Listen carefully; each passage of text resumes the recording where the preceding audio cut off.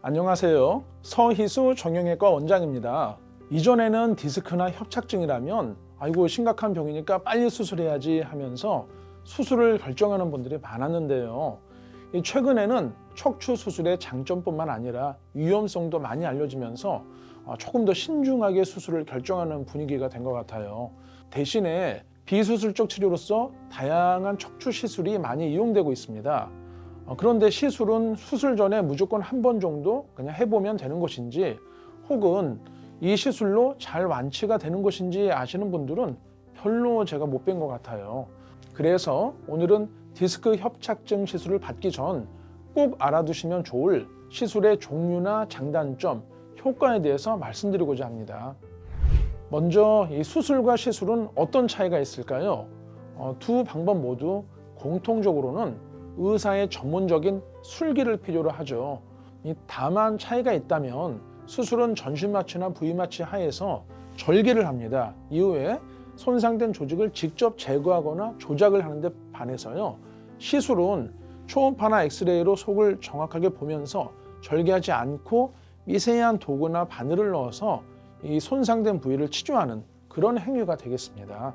요약하면 이 치료를 받으신 후에 내 몸에 1cm라도 절개가 있네 하시면 수술이 맞고요. 일반 주사보다는 좀 큰 바늘 자국 같은 것이 크게 있다면 내가 시술을 받았구나 라고 생각하시면 되겠습니다. 여기서 말씀드리고 싶은 것은 요즘 많이 시행되는 척추 내시경 수술을 이 수술이 아니라 시술로 듣고 오시는 경우가 많은데요. 이 척추 내시경 수술은 손가락 크기 정도의 내시경을 여러 개 집어넣어서 디스크나 황색 인대를 제거하는 꽤 그래도 침습적인 치료예요. 그래서 척추 내시경은 시술이 아니라 수술로 보는 것이 정확합니다. 그러면 다음으로 시술의 종류를 살펴볼게요. 이 척추 시술의 종류 정말 다양하게 있는데요. 먼저 신경성형술이라는 이 치료를 살펴보겠습니다. 이 신경성형술은 보시는 것처럼 카테터라는 길고 가느다란 관을 꼬리뼈를 통해서 집어넣은 다음에 디스크나 협착이 있는 부위에 약물을 주입하는 시술이에요. 대부분의 척추병원에서 아마 가장 많이 사용되고 있는 시술이 되겠습니다.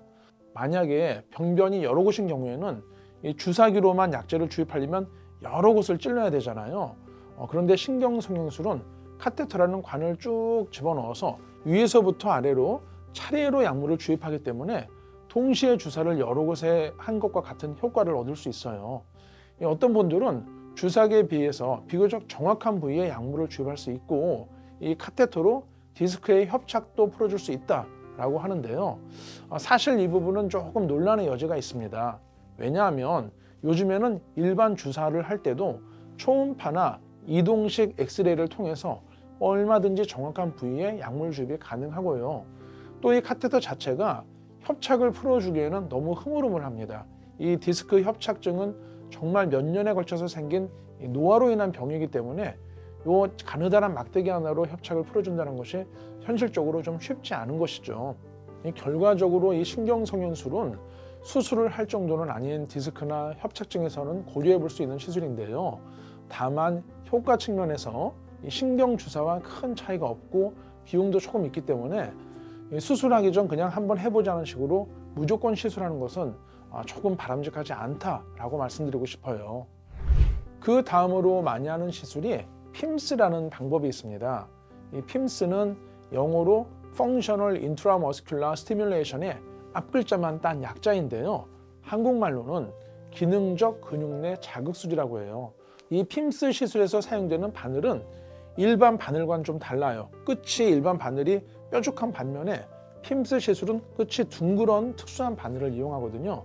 이 바늘을 초음파나 이 이동식 엑스레이를 보면서 신경 근처 병변부에 집어넣습니다. 그래서 근육도 자극을 하고 신경의 협착도 풀어주는 그런 방법이 되겠습니다. 쉽게 말하자면 우리 거미줄이 있을 때 막대기로 막 이렇게 거미줄을 없애잖아요. 그런 것처럼 끝이 둥근 바늘을 초음파로 보면서 협착된 신경 부위에 집어넣어서 물리적으로 이 협착을 특수한 바늘로 풀어주는 시술이다고 이해하시면 되겠습니다. 마지막으로 말씀드릴 시술은 고주파 수액 감압술이라는 방법이에요. 이 고주파가 흐르는 전기선을 튀어나온 디스크에 집어넣어서 열을 발생시켜서 이 디스크를 지져주는 그런 시술인데요. 절개를 하지 않고도 신경을 압박하는 디스크를 태워 없애기 때문에 증상을 조금 빨리 호전시키는 장점이 있습니다. 다만 이렇게 고주파 열로 디스크를 제거해버리면 남아있는 디스크가 오히려 퇴행에 촉진이 돼요. 그래서 장기적으로는 정상 디스크 공간이 좁아지면서 더 심한 협착증을 일으킬 수도 있기 때문에 좀 조심해서 시행을 해야 합니다. 지금까지 디스크나 협착증에서 사용되는 척추 시술에 대해서 알아봤는데요. 그렇다면 어떤 시술을 선택하는 것이 부작용을 최소화하면서 내 몸에 가장 도움이 될까요? 결론부터 말씀을 드리면 첫 번째, 통증 치료가 아닌 원인 치료가 되는 시술을 받으셔야 하고요. 두 번째로는 당장 좋아진다고 해서 한 채만 보는 시술이 아니라 장기적으로 안전한 시술을 선택하셔야 합니다. 신경성형술이 디스크나 협착증에서 분명히 도움이 되는 것은 맞지만 효과의 대부분은 사실 스테로이드 약제 때문이거든요.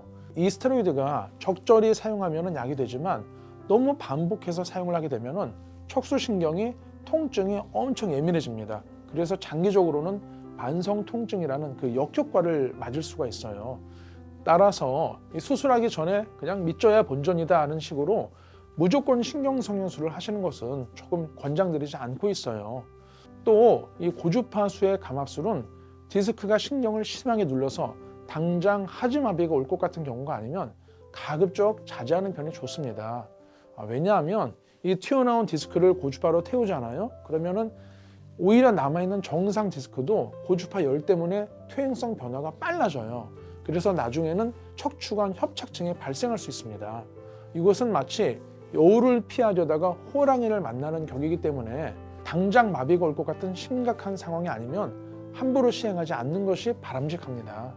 마지막으로 이 핌스 시술을 살펴보자면 스테로이드 약물을 사용하는 것이 아니고 이 끝이 둥근 특수 바늘로 협착을 풀어주는 것이기 때문에 상대적으로 가장 안전하고 후유증이 적은 시술에 속해요. 그래서 저희도 말씀드린 모든 시술을 다 하고는 있지만 핌스 시술을 가장 선호하는 편인데요. 다만 디스크 협착이 여러 마디에서 너무 심하게 있는 경우에는 한 번의 시술만으로는 좀 부족할 수 있어요. 그래서 추후 상황을 봐서 한두 번 정도 더 핌스 시술이 필요할 수도 있겠습니다. 많은 환자분들께서 수술이 두려워서 혹은 수술의 후유증 때문에 시술을 결정하셨다가도 꼭 물어보시는 질문이 있어요. 바로 이 시술했는데 나중에 결국은 수술해야 되는 것 아닌가요? 라는 내용인데요. 결론부터 말씀드리면 시술은 수술 전에 한번 해봐서 호전되면 좋고 아니면 말고식의 임시 방편이 아니고요. 수술과 마찬가지로 이 시술도 치료를 목적으로 하는 그런 행위가 되겠습니다. 다만 디스크나 협착증은 결국 노화이기 때문에 아무리 좋은 시술을 받으셔도 다음날 마법처럼 짠 하고 낫지는 않아요. 따라서 지속적으로 올바른 자세를 유지하는 것이 습관화되어야 합니다. 즉 시술 후 증상이 완화되었어도 계속 나쁜 자세, 지금처럼 나쁜 자세로 이렇게 장시간 앉아 있거나 척추에 안 좋은 업무를 반복을 한다면 당연히 디스크가 튀어나오거나 협착이 심해지겠죠. 그래서 디스크에 부담을 주는 이 앞으로 숙이는 자세는 좀 피하시고요. 항상 목과 허리를 뒤로 펴는 이 신전 자세를 유지하셔서 시술 후에 척추 건강을 지키는데 힘쓰셔야 되겠습니다.